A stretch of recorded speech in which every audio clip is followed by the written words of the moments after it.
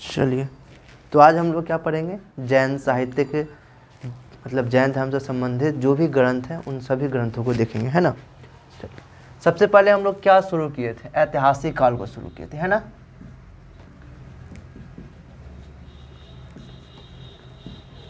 ऐतिहासिक काल को शुरू किए थे, ठीक है। ऐतिहासिक काल जो है एक लंबा काल पीरियड है, इसको 3 भागों में बांट दिया गया है, प्राचीन काल, मध्यकाल और आधुनिक काल, ठीक है।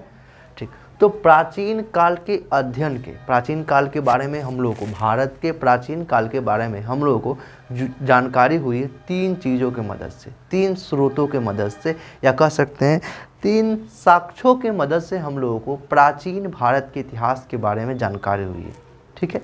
तो पहला साक्ष्य था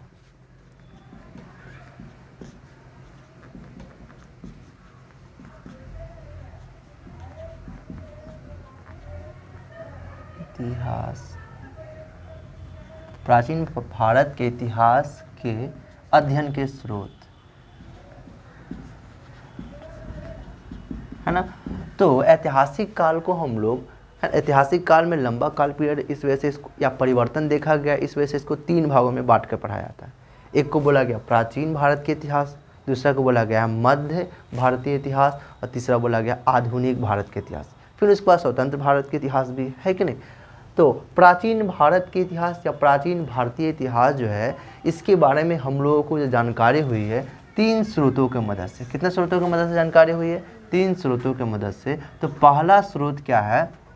लिखित स्रोत है। पहला स्रोत क्या है? लिखित स्रोत है। तो पहला लिखित स्रोतों की मदद से हम लोगों को जानकारी हुई। दूसरा स्रोत क्या है? सामानों की मदद से। और तीसरा क्या है? विदेशी यात्राओं के, विदेशी लोगों के। तो इन तीनों स्रोतों की मदद से हम लोगों को प्राचीन भारत के इतिहास के बारे में जानकारी हुई है ना। लिखित स्रोत को हम लोग क्या बोले हैं? किताबी, साहित्यिक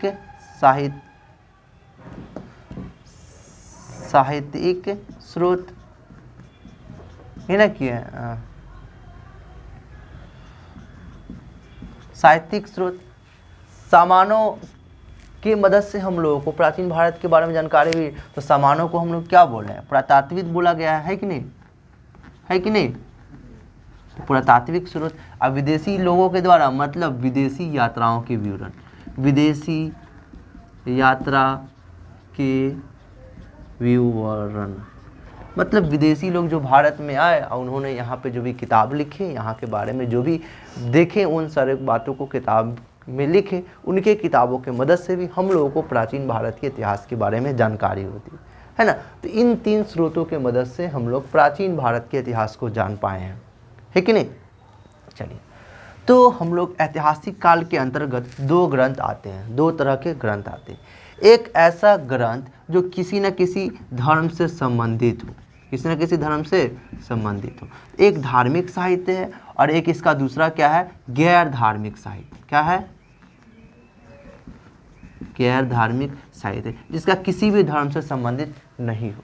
वहाँ के राजा महाराजा के बारे में हो, राजनीतिक स्थिति, है ना, उसके बाद कह सकते हैं सामाजिक स्थिति, आर्थिक स्थिति, इन सारे बातों पे, उसके बाद शासन प्रशासन, इन सारे बातों पे चर्चा किया गया होगा गैर धार्मिक साहित्य में। मतलब गैर धार्मिक ग्रंथ जो भी है उन सारे ग्रंथों में, ठीक है। और वैसा किताब जिस किताब से, है ना, किसी न किसी धर्म से संबंधित हो, जैसे कि ब्राह्मण धर्म से संबंधित हो सकता है कि नहीं, चलेगा। उसके बाद क्या है? जैन धर्म से, उसके बाद बौद्ध धर्म से, उसका इसी में लिख सकते हैं महाकाव्य से, है कि नहीं। इन चारों जो है किसी न किसी धर्म से संबंधित है, इसलिए इन चारों को बोला गया धार्मिक साहित्य बोला गया। इसका बहुत सारे किताब है, जैसे कि मुद्रा राक्षस हो गया, ऋतु संहार हो गया, है ना, अभिज्ञान शकुंतलम हो गया, मालविका अग्निमित्रम हो गया, फिर उसके बाद अष्टाध्यायी हो गया। इन सारे किताबों के बारे में हम लोग जानेंगे कि वहाँ से क्या क्या की जानकारी मिली, ठीक है। चलिए, तो हम लोग ब्राह्मण साहित्य को हम लोग देख चुके हैं, पढ़ चुके हैं कि नहीं पढ़ चुके हैं, ना। ब्राह्मण साहित्य के बारे में हम लोग जानेंगे कि क्या है। अच्छे तरह से हम लोग 1-2 वीडियो के माध्यम से एकदम अच्छे से गहराई से स्टडी किए थे, है ना। फिर इसके बाद बौद्ध साहित्य को भी हम लोग देख चुके हैं, है ना। आज हम लोग जैन साहित्य के, जैन धर्म से संबंधित जो भी ग्रंथ है उन सारी ग्रंथों को आज हम लोग देखेंगे। समझ में आ गया? कोई दिक्कत नहीं, ठीक है। तो आज का हम लोग का मेन टॉपिक क्या है? जैन ग्रंथ। क्या है? जैन ग्रंथ मतलब जैन साहित्य। जैन धर्म के बारे में नहीं पढ़ेंगे हम आज। हम लोग जैन से संबंधित, जैन धर्म से संबंधित जो भी ग्रंथ है, जो भी किताबें हैं, उन सारी किताबों के बारे में जानेंगे और यह जानेंगे कि उन किताबों से हम लोगों को क्या क्या जानकारी मिली। ठीक है, ये बात हम लोग जानेंगे। कोई दिक्कत है? समझ में आ रहा होगा, है ना।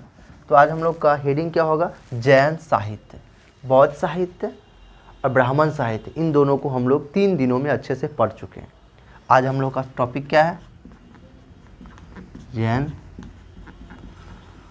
साहित्य। ठीक है, चलिए सबसे पहले थोड़ी सा हम लोग जैन धर्म के बारे में जान लेते हैं, जो मेन बात है। ठीक है, जैन धर्म के बारे में हम लोग कब जानेंगे? वैदिक सभ्यता के बाद, एक तरीके से, है कि नहीं। आज हम लोग जैन साहित्य को देख रहे हैं, क्योंकि इन साहित्य की मदद से हम लोगों को भारत के प्राचीन इतिहास के बारे में जानकारी होती है कि नहीं। देखिए, जैन जो है जीन शब्द से बना है। किस शब्द से बना हुआ है? जीन शब्द से बना हुआ है। किस शब्द से बना हुआ है? जीन शब्द से बना हुआ है, जिसका मतलब होता है विजेता, मतलब जिसने खुद को जीत लिया।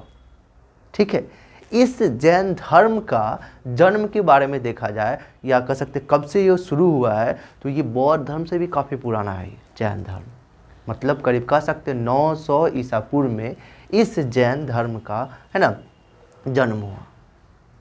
और इस धर्म को कह सकते शुरू करने वाले, है ना, ऋषभ देव है। कौन है? ऋषभ देव। ऋषभ देव, कोई दिक्कत? ऋषभ देव, सुनिए सब बताएंगे।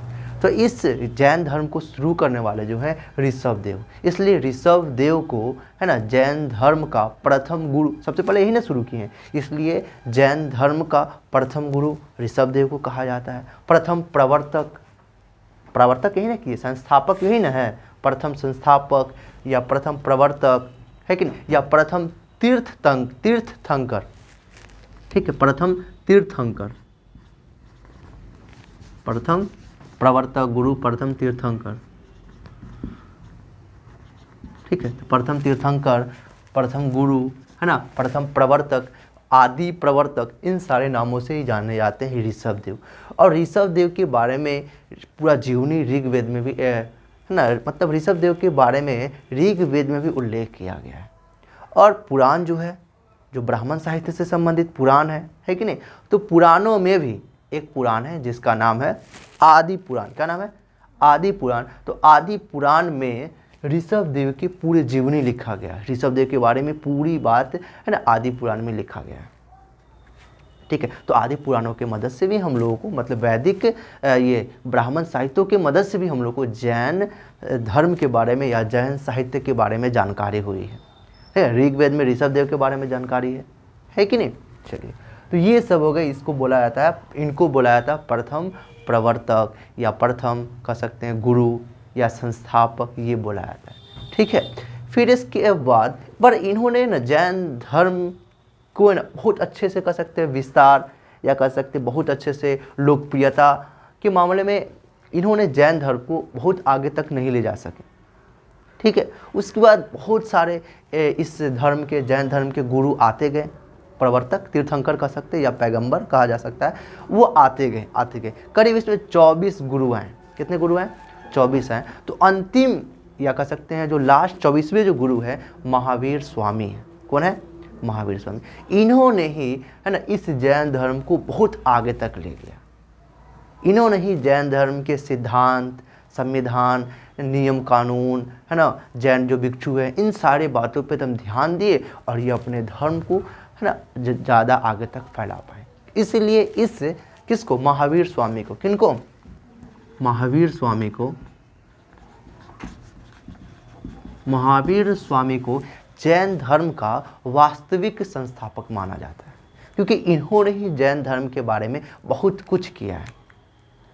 ठीक है, जिस वजह से इनको वास्तविक संस्थापक बोला था। क्यों बोला जाता है नॉर्मली हम लोग जान लिए, लेकिन एकदम गहराई से हम लोग कब जानेंगे? जब हम लोग जैन धर्म को पढ़ेंगे। है कि नहीं, कन्फ्यूज़न ना हो। आज हम लोग का मेन टॉपिक क्या है, साहित्य को पढ़ना, जैन धर्म से संबंधित जो साहित्य जो किताबें हैं उनको देखना है कि नहीं। तो मेनली जो बात जानना है वो हम लोग जान रहे हैं, ताकि इसके बारे में भी कुछ जाने, है कि नहीं। तो ये जो है ये प्रथम तीर्थंकर या प्रथम गुरु या प्रथम प्रवर्तक या संस्थापक कहे जाते हैं। ये जो महावीर स्वामी है 24वें तीर्थंकर, ठीक है, या अंतिम तीर्थंकर, या इनको वास्तविक संस्थापक भी कहा जाता है जैन धर्म का, ठीक है। 23वें नंबर पे है ना एक तीर्थंकर है, 23वें नंबर पे, जिनका नाम है पारस्वनाथ। क्या नाम है, पारस्वनाथ, ठीक है। है ना, नहीं सर्व नहीं बोलेंगे इसको। देखो हम हिंदी का एक अच्छे से एकदम समझाए हुए हैं, यूट्यूब चैनल पे वीडियो डाले हुए हैं, क्या ना, आधा रहता है ये भी, तो इसको यहाँ इस आधा वाला के पहले पढ़ा जाता है। क्यों पढ़ाया जाता है, ये सब अच्छे समझा चुके हैं, हिंदी का क्लास तो नहीं है, लेकिन जनरली इसको पढ़ाया जाता है पार्श्वनाथ, ये भी पार्श्वनाथ पढ़ाया जाता है, ठीक है, पार्श्वनाथ पढ़ाया जाता है, ठीक ठीक, सिंपल समझ लीजिए, इसको पार्श्वनाथ पढ़ाया जाता है, ठीक है। तो पारस्वनाथ जो है 23वें तीर्थंकर है। इन्होंने चतुरायन धर्म या कह सकते हैं 4 महाव्रत दिए हैं। 4 मतलब 4 इन्होंने बात बताया है, जिनको चतुरायन धर्म बोला गया है या 4 महाव्रत बोला गया है। समझ में आ गया। और महावीर स्वामी जो है 5 गो महाव्रत दिए, ठीक है, और ये 4 महाव्रत दिए, 4 दिए, और ये कितने दिए हैं, 5 महाव्रत दिए। इनके 4 महाव्रत क्या है, पहला क्या बोले हैं, कभी भी हम लोगों को झूठ नहीं बोलना चाहिए। झूठ कभी भी नहीं हम लोग को बोलना चाहिए, मतलब हम लोग को हमेशा सत्य बोलना चाहिए, ठीक है। तो पहला ये क्या बात बोले, सत्य बोले। दूसरा बात क्या बोले इन्होंने कहा कि हम लोगों को है ना कभी भी मारपीट झगड़ा लड़ाई नहीं करना चाहिए। मतलब क्या कहा इन्होंने, अहिंसा कहा। क्या कहा, अहिंसा कहा। फिर इसके बाद इन्होंने कहा हम लोग को पैसा संग्रह नहीं करना चाहिए, इकट्ठा नहीं करना चाहिए। जो पैसा है, धन जो है, उसको इकट्ठा नहीं करना चाहिए, है कि नहीं, मतलब अपरिग्रह, ठीक है। फिर उसके बाद इन्होंने कहा, पारस्वनाथ ने कहा, जो 23वें तीर्थंकर है जैन धर्म के, इन्होंने, तीर्थंकर मैंने समझ में आ गया है ना, गुरु कह सकते हैं, है ना। तो इन्होंने कहा, इनका जो चौथवा जो महाव्रत है उसमें कहा कि हम लोग को चोरी कभी भी नहीं करना चाहिए, मतलब अस्तेय, ठीक है। ये 4 गो महाव्रत दिए किसने, पारस्वनाथ ने, ठीक है। फिर इसके बाद जो महावीर स्वामी है 5 गो महाव्रत दिए, ये 4 महाव्रत ये भी दिए हैं, पर इनका इसमें एक और जुड़ गया, ब्रह्मचर्य। हम अपने जो इंद्रियां हैं उस पर कंट्रोल करना है। मतलब सिंपल सा समझ लीजिए कि महावीर स्वामी जो है 5 महाव्रत दिए। कितने वहाँ महाव्रत दिए, 5 महाव्रत दिए, है ना, जिसमें ये 4 है और एक नया जोड़ दिए, ब्रह्मचर्य, ठीक है। इतना में कोई दिक्कत किसी को हुआ नहीं। अब इस धर्म के बारे में समझ में आ गया थोड़ी बहुत। और 23वें जो है 24वां ये है, 23वां पारस्वनाथ है, और 22वां है अरिष्ट नेमी, ठीक है। थोड़ा बहुत हम इसके बारे में जान लिए, जब हम लोग इसके बारे में हम लोग जब बहुत हाँ बताया ना, इसमें 5वां जो है ब्रह्मचर्य, चौथा ये हो गया, 5वां इसमें, ये 4 इसमें भी है, महावीर स्वामी भी ये 4 दिए हैं, 5वां में इसमें जोड़ सकते हैं ब्रह्मचर्य। ब्रह्मचर्य मतलब कह सकते हैं कि शादी ब्याह ये सब कुछ नहीं करना है, ब्रह्मचर्य जीवन जीना, ये बात बोले हैं ये। चलिए, तो ये 5 बात इन्होंने दिया, ठीक है। तो हम लोग थोड़ी बहुत जैन धर्म के बारे में भी जान लिए, है ना, अच्छे से, एकदम अच्छे से इसके बारे में गहराई से स्टडी हम लोग करेंगे। कब, जब जैन धर्म को पढ़ेंगे तब। कोई दिक्कत इस तक, यहाँ तक में किसी को कोई दिक्कत है। फिर इसके बाद हम लोग जान लेते हैं महावीर स्वामी के बारे में थोड़ी सी बात। महावीर स्वामी का जो जन्म हुआ है 540 ईसा पूर्व में हुआ है। कब इनका जन्म हुआ है, इनका जन्म कब हुआ है, 540 ईसा पूर्व में हुआ है, ठीक है। कहाँ हुआ है, तो इनका जन्म है ना बिहार के वैशाली ज़िला है, वहाँ पे कुंड ग्राम एक जगह है, उसी के पास इनका जन्म हुआ है महावीर स्वामी का 540 ईसा पूर्व में। कहाँ पे, तो वैशाली के कुंड ग्राम में। जो वैशाली का बिहार में, तो वैशाली के कुंड ग्राम में इनका जन्म हुआ है 540 ईसा पूर्व में, ठीक है। इनका मृत्यु के बारे में अगर देखा जाए तो इनका मृत्यु जो हुआ है 468 ईसा पूर्व में, 4 है ना, ठीक है। चलिए, तो महावीर स्वामी का मृत्यु जो हुआ है 468 ईसा पूर्व में हुआ है। कोई दिक्कत, इनके मृत्यु के 200 साल बाद, करीब 200 साल बाद, है ना, मगध में, उस वक्त मगध था, उस वक्त राजा कौन थे? चंद्रगुप्त मौर्य थे, है कि नहीं। तो उस वक्त क्या हुआ कि पूरे मगध पे, है ना, भीषण अकाल पड़ गया, महामारी भूखमरी पूरा चारों तरफ फैल गया था। ठीक है, तो जिस वजह से वहाँ पे जैन धर्म के जो मानने वाले जो लोग थे, या कह सकते हैं जो महान महान गुरु जो थे, है ना, उसमें एक गुरु था जिनका नाम था भद्रबाहु। क्या नाम था? भद्रबाहु। तो भद्रबाहु के साथ जो भी लोग थे, उनके मानने वाले जो लोग थे, वो भी जैन धर्म को मानते थे, है कि नहीं। लेकिन भद्रबाहु के नेतृत्व में, है कि नहीं, तो भद्रबाहु के जो मानने वाले जो लोग थे, भद्रबाहु के नेतृत्व में जो लोग थे, वे सारे लोग, है ना, दक्षिण भारत में चले गए। कहाँ पे चले गए? दक्षिण भारत में। मतलब दक्षिण भारत में कर्नाटक जगह है, तो कर्नाटक में सारे लोग चले गए भद्रबाहु के साथ। समझ में आ गया होगा? कब? तो इनके मृत्यु के करीब 200 साल बाद। ठीक है, वहाँ पे मगध में भीषण अकाल पड़ गया था, भूखमरी महामारी फैल गया था, जिस वजह से वहाँ पे, है ना, भद्रबाहु एक व्यक्ति का नाम है जो गुरु होंगे, है ना, उनके नेतृत्व में, है ना, उनके देख रेख में क्या हुआ कि बहुत सारे जैन भिक्षु जो थे, जैन धर्म के मानने वाले जो लोग थे, अनुयायी थे, उनको अपने साथ ले गए दक्षिण भारत में, मतलब कर्नाटक में ले गए। कहाँ पर ले गए? कर्नाटक में ले गए। और पटना में जो मगध है, पाटलिपुत्र कह सकते, वहाँ पे, है ना, स्थूलभद्र के नेतृत्व में, स्थूलभद्र के देख रेख में जैन भिक्षु वहाँ पर भी कुछ रुक गए। ठीक है, तो दिखने में लग रहा है ना कि एक ही जैन धर्म के लोग हैं, पर कुछ लोग चला गया कर्नाटक में और कुछ लोग यहीं पे रह गया, है कि नहीं। अब इससे एक फ़ायदा हुआ, भद्रबाहु के वजह से क्या हुआ कि कर्नाटक में, मतलब दक्षिण भारत में भी जैन धर्म का प्रचार प्रसार हुआ, है कि नहीं। पर एक क्या हो गया, एक कह सकते हैं इसके साथ, है ना, उल्टा काम हो गया। देखिए, जाहिर सी बात है, दो एक चीज़ है, मतलब एक धर्म के दो लोग हैं, है ना, वो काफ़ी दूरी पे रहेंगे, है कि नहीं, बहुत सालों तक दूरी पे रहेंगे, तो क्या कुछ ना कुछ दोनों में चेंजिंग हो जाएगा, कुछ ना कुछ बदलाव होगा कि नहीं होगा, है कि नहीं। तो इन दोनों में भी काफ़ी बदलाव हो गया, काफ़ी बहुत ज़्यादा बदलाव हो गया, है कि नहीं। अब ये लोग जो है दक्षिण भारत में, कर्नाटक में जो लोग हैं, वो लोग क्या हो गए, वे लोग महावीर स्वामी के एकदम कट्टर कह सकते भक्त हो गए, या कह सकते महावीर स्वामी के बातों को, है ना, एकदम सख्ती से ये लोग पालन करने लगे। कौन? भद्रबाहु के जो नेतृत्व में जो लोग थे, या भद्रबाहु जो थे, वो सारे लोग जैन धर्म के थे, लेकिन महावीर स्वामी को, ना, कि ये लोग एकदम सख्ती से इनकी बातों को, उपदेशों को, सिद्धांतों को, जो भी कुछ बोले ना, उनकी बातों को भद्रबाहु और उनके नेतृत्व में जो भी लोग हैं, एकदम सख्ती से पालन करने लगे।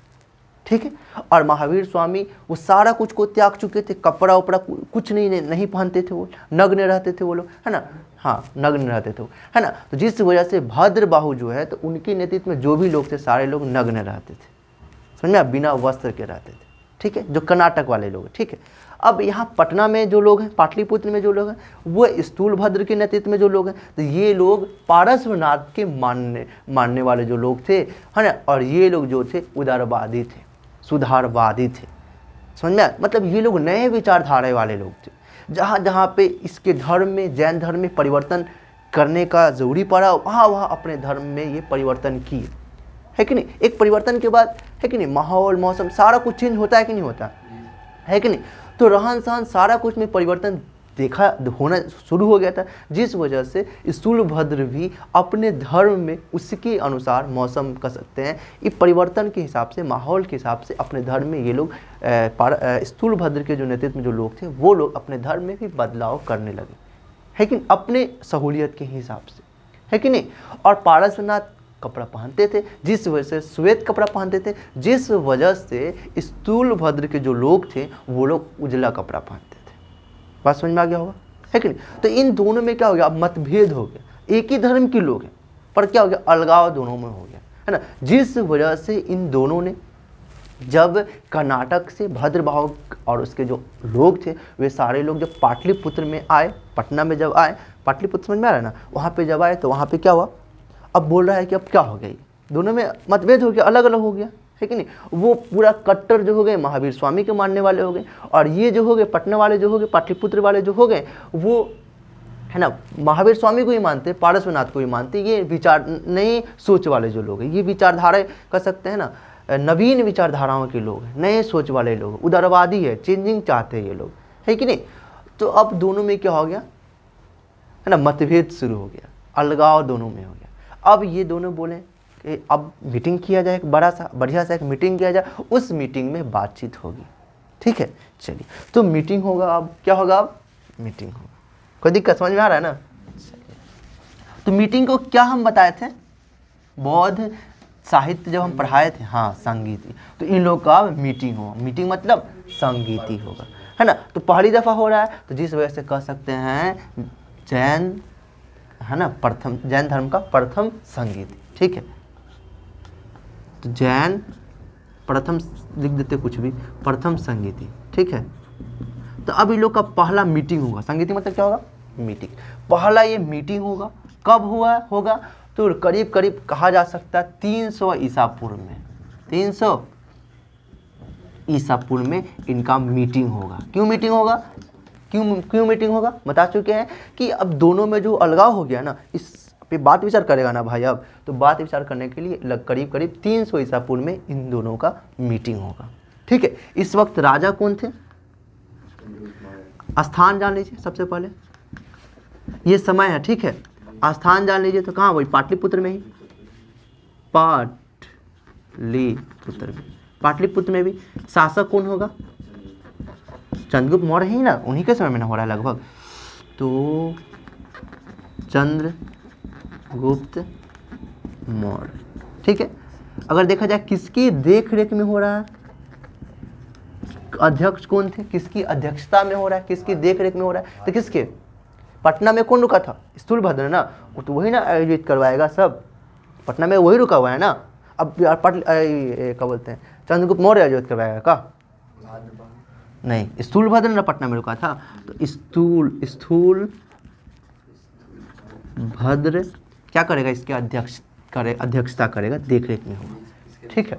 चलिए, अब इसमें कार्य क्या हुआ या काम क्या होगा, मेनली सोचा जाए तो इसमें अब क्या हुआ, मीटिंग में बातचीत होगा, दोनों में अलगाव देखा गया, तो इसी में प्रथम जैन संगीति में, ठीक है, जैन प्रथम संगीति दिखा गया ना, जैन प्रथम कुछ भी हो, चलो, मतलब पहला संगीति था जैन धर्म का, ठीक है। इसमें क्या हुआ, ये दोनों बैठे बातचीत की, बातचीत में क्या हुआ, दोनों में बंटवारा हो गया, क्या हुआ, दोनों अपना विभाजन कर लिए, शांति से दोनों क्या कर लिए, विभाजन कर लिए, ये दोनों बातचीत की। ये स्थूलभद्र के जो लोग हैं या स्थूलभद्र हैं, ये बोल रहे हैं कि आप अपना एक ही धर्म रहेगा, आप अपने सोच से या अपने हिसाब से अपना मानिए, हम अपने हिसाब से अपने, है ना, जैन धर्म को मानेंगे, ठीक है। तो दोनों में विभाजन हो गया। स्थूलभद्र जो था, स्थूलभद्र के जो लोग थे उजला कपड़ा पहनते थे, सफ़ेद कपड़ा पहनते थे, पारसनाथ के मानने वाले ये लोग ज़्यादातर लोग थे, है ना, ये लोग पारसनाथ को मानते थे, महावीर स्वामी को ही मानते थे, पर ये लोग ज़्यादा पारसनाथ को मानते थे, जिस वजह से ये लोग श्वेत कपड़ा पहनते थे, इस वजह से इनको बोला गया श्वेतांबर। क्या बोला गया, श्वेतांबर माने कपड़ा होता है ना, श्वेत आंबर, तो इन लोग को कहा गया श्वेतांबर कहा गया। क्या कहा गया, श्वेतांबर कहा गया। और भद्रबाहु जो लोग थे, महावीर स्वामी के कट्टर कह सकते भक्त थे या उनके बातों को मानने वाले ये लोग थे, है कि नहीं, तो वो लोग कपड़ा नहीं पहनते थे, अंबर नहीं पहनते थे, कपड़ा नहीं पहनते थे, जिस वजह से उनको बोला गया दिगंबर। क्या बोला गया, दिगंबर बोला गया। तो वो श्वेतांबर और दिगंबर में बंटवारा हो गया, किसका, जैन धर्म का।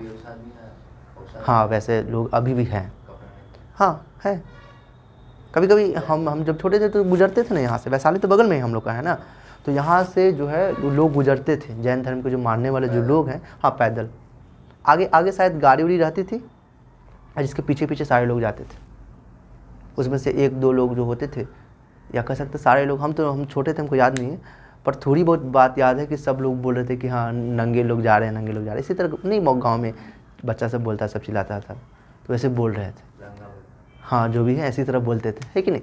चलिए, तो अब हम लोग पता चला, तो ये बात है, ये बात है, जिस वजह से वो लोग जाते थे। उस वक्त इसके बारे में हम लोग को जानकारी नहीं थी, पर जस्ट सुने थे, गए भी नहीं थे हम देखने की क्या हो, क्योंकि छोटे थे, बहुत छोटे थे हम लोग, है कि नहीं। हाँ, लेकिन मेरे ख्याल से हमको याद है कि हाँ यहाँ से अपना जो रोड है, इससे वे लोग होते होते वैशाली गए हैं, क्योंकि वैशाली पास में ही है ना।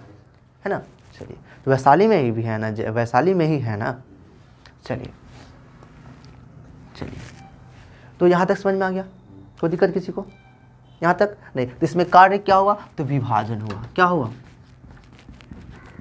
विभाजन हुआ। इस किस किस में हुआ, स्थूलभद्र के नेतृत्व में क्या हुआ, क्या कहलाए वे लोग, श्वेतांबर कहलाया, और ये क्या कहलाया, दिगंबर कहलाया। ये क्या था, 100 से याद कर लीजिएगा, दोनों में 100 है, ठीक है। स्थूलभद्र वाले जो लोग थे, स्थूलभद्र के ये भी गुरु होंगे, इनके मानने वाले बहुत सारे लोग हैं, वो सभी जैनी थे, जैन धर्म के मानने वाले लोग थे। और इसमें कौन थे, भद्रबाहु। इसमें कोई दिक्कत है, यहाँ तक है, किसी को दिक्कत है नहीं।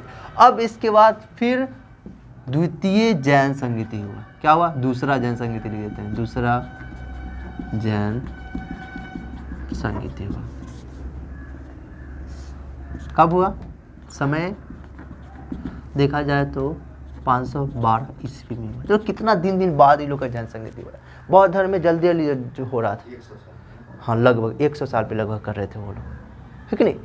तभी तो बौद्ध धर्म, अब बौद्ध धर्म का मेन एक और रीज़न है ना, कि बौद्ध धर्म को राजा महाराजाओं के द्वारा भी प्रचार प्रसार किया गया, है कि नहीं। तो इस धर्म भी काफ़ी कह सकते हैं उस वक्त लोकप्रियता के मामले में आगे था, लेकिन बौद्ध धर्म ज़्यादा था। बौद्ध धर्म देखो इससे नया है, इसके बाद जन्म इसका हुआ, फिर भी अभी ज़्यादा बौद्ध धर्म के मानने वाले जो लोग हैं।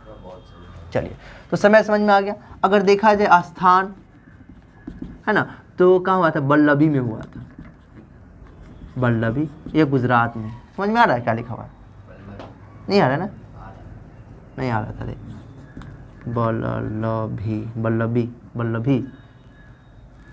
बल्लभी में हुआ था। कहाँ, ये गुजरात में। कोई दिक्कत यहाँ तक, शासक कौन था, भानुगुप्त। यहाँ पे हाँ बल्लभी इस वक्त में। उसके बाद किसकी ये अध्यक्षता में हुआ, अध्यक्ष कौन थे, इसका नाम क्या है, क्षमा ऐसे कुछ नाम है, क्षमा, ठीक है।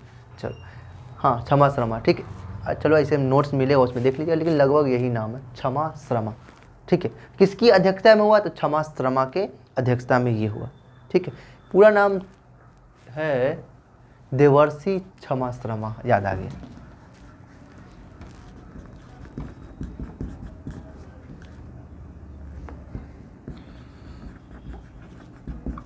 ठीक है, अब सही है, ठीक है। देवर्षि क्षमा की अध्यक्षता में दूसरा जैन संगीति हुआ, और शासक कौन थे, भानुगुप्त थे। कहाँ पे हुआ, तो बल्लभी जो गुजरात में, समय 512 ईसा पूर्व ईस्वी में ये दूसरा जैन संगीति हुआ। इसमें प्रमुख कार्य देखा जाए तो यहाँ पे मेनली हुआ, क्या हुआ, तो इसमें है ना, महावीर स्वामी तो डेथ कर गए थे, तो उनके दिए गए जो उपदेश या उनके दिए गए जो सिद्धांत थे, बात थे, उन सारे को एक किताब के रूप में, एक ग्रंथ के रूप में संग्रहित किया गया, इकट्ठा किया गया, जिसे आगम कहा गया। क्या कहा गया, आगम कहा गया। तो आगम की रचना कब हुई, द्वितीय बौद्ध संगीति में हुई, ठीक है। आगम का मतलब होता है सिद्धांत, किनका, महावीर स्वामी का, ठीक है।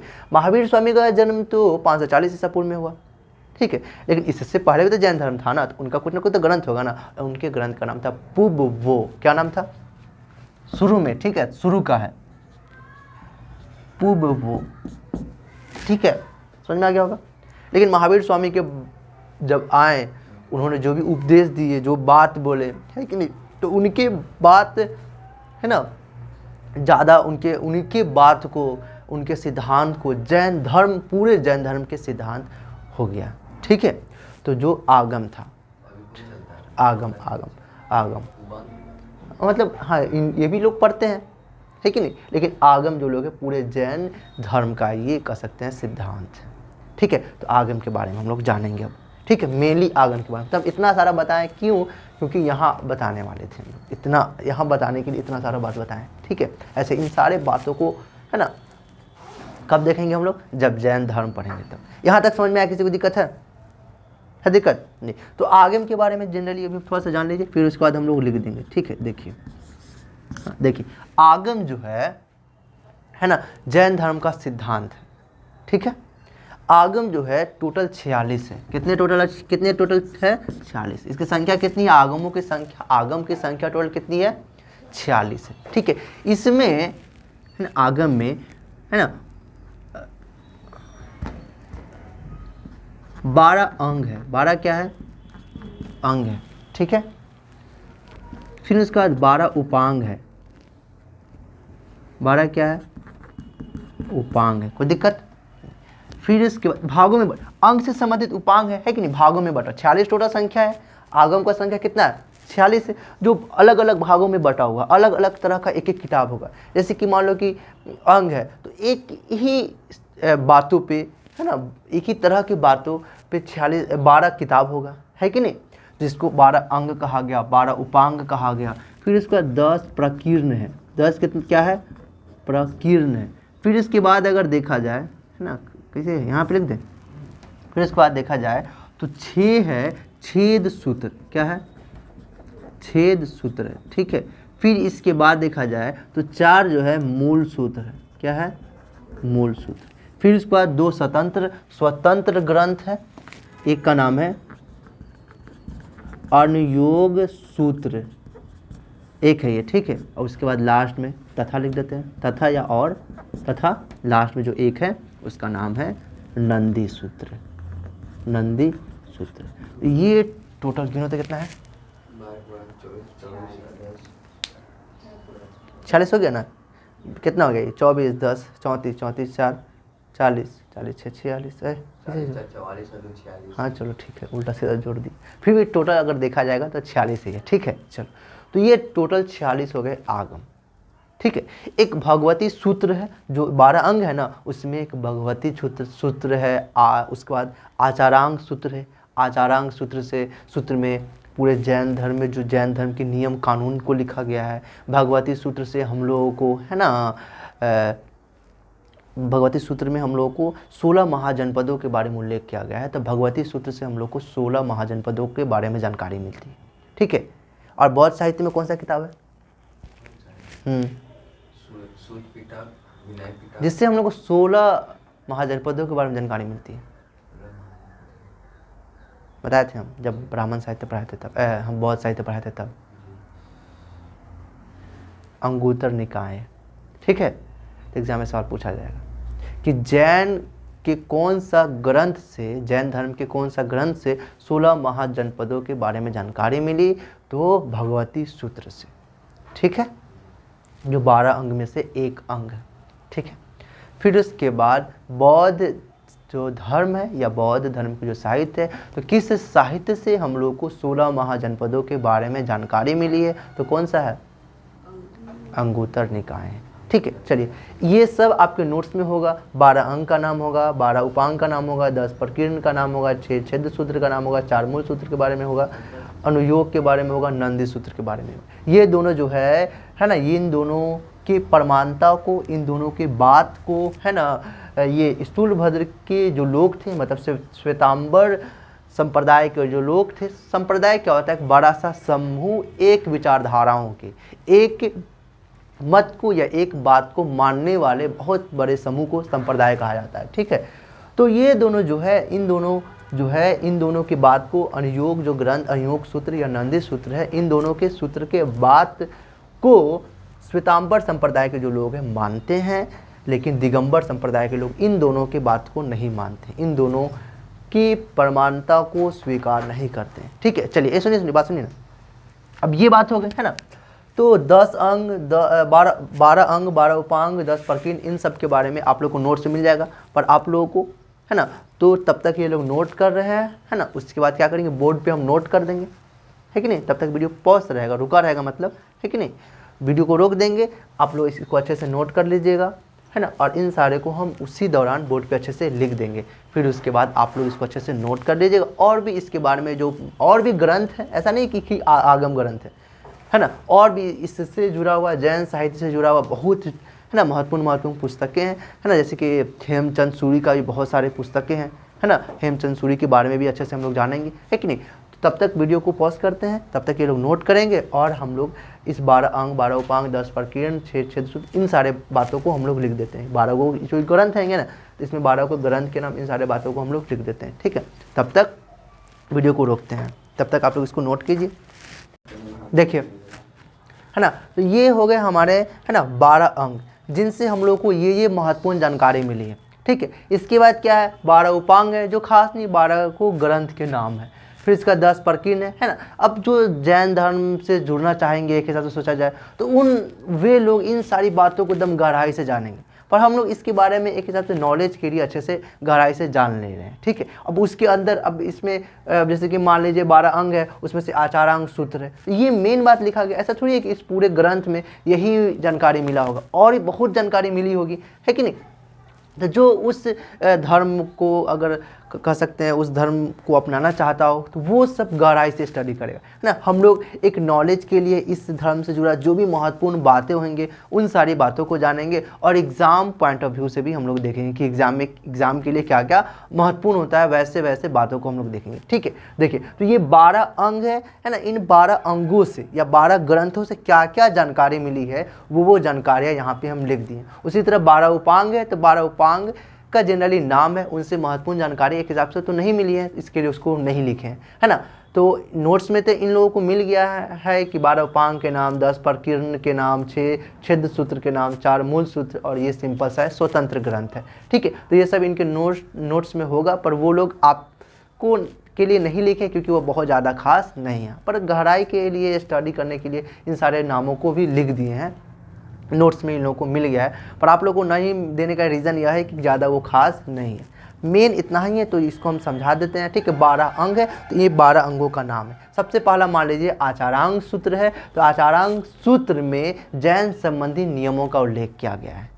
ठीक है, तो जैन संबंधी जो भी नियम कानून है, जो भी नियम है कि जैन भिक्षु को क्या करना चाहिए, या जैन धर्म को जो मानते हैं उनको क्या क्या नियमों का पालन करना है, किन किन बातों को मानना है और किन किन बातों को नहीं मानना है, वे सारे बात आचारांग सूत्र में लिखा गया है।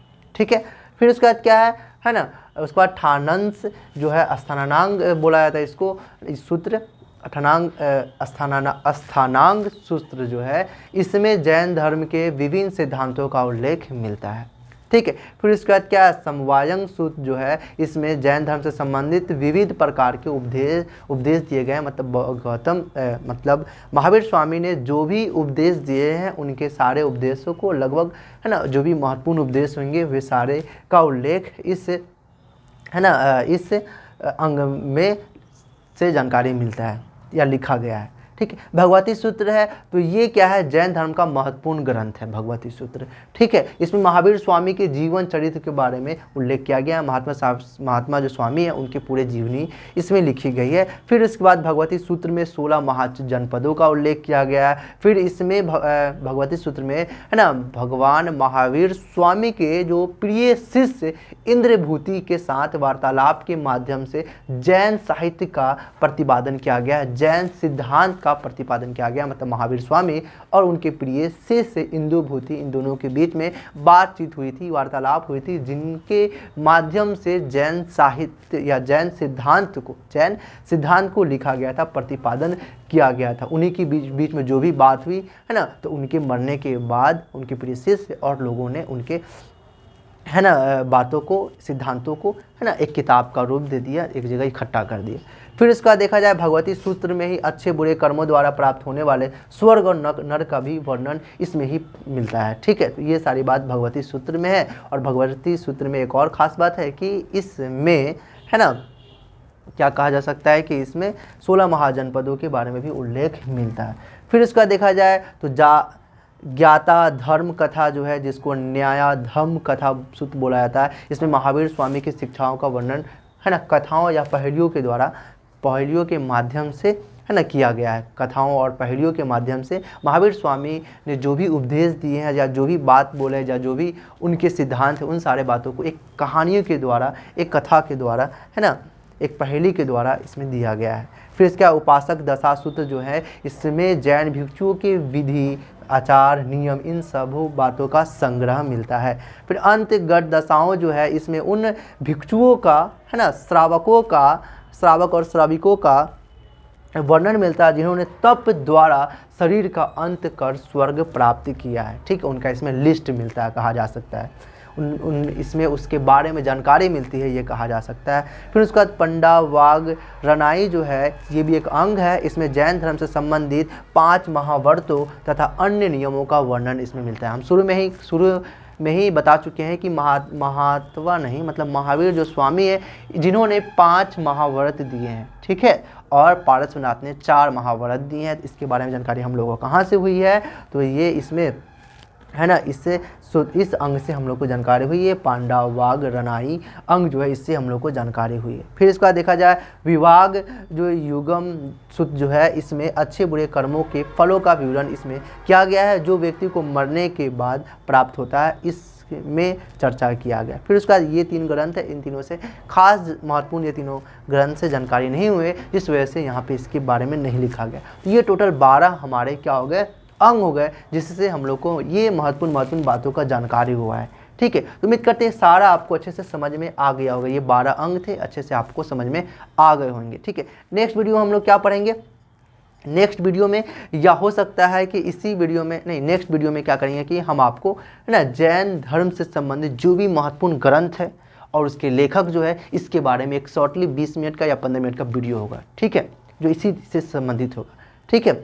जैन साहित्य से या जैन धर्म से संबंधित जो भी ग्रंथ और उसके लेखक को देखेंगे जो डायरेक्टली एग्जाम में पूछे जाते हैं, ठीक है। चलिए एक आज जान लीजिए थोड़ी सा बात, चलिए हम इसके बारे में कल ही बताएंगे, है ना, हेमचंद्र सूरी के बारे में कल बताएंगे और उसके जो भी ग्रंथ है ना, इन सारे बातों को अच्छे से हम लोग नेक्स्ट वीडियो में जानेंगे, ठीक है। ये सारे बातों के बारे में कह सकते हैं खास तो बात नहीं है, लेकिन हाँ जानना चाहिए।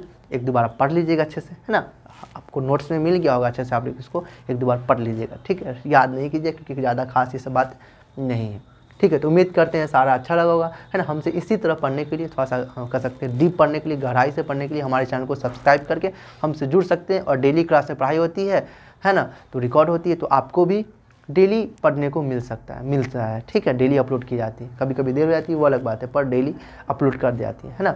तो हमसे पढ़ने के लिए हमारे इस चैनल से जुड़े, हमारे चैनल को सब्सक्राइब कर दे, बेल भी बजा दे, ताकि हम जब भी अपलोड करें मिस ना हो। And thank you so much for watching this video.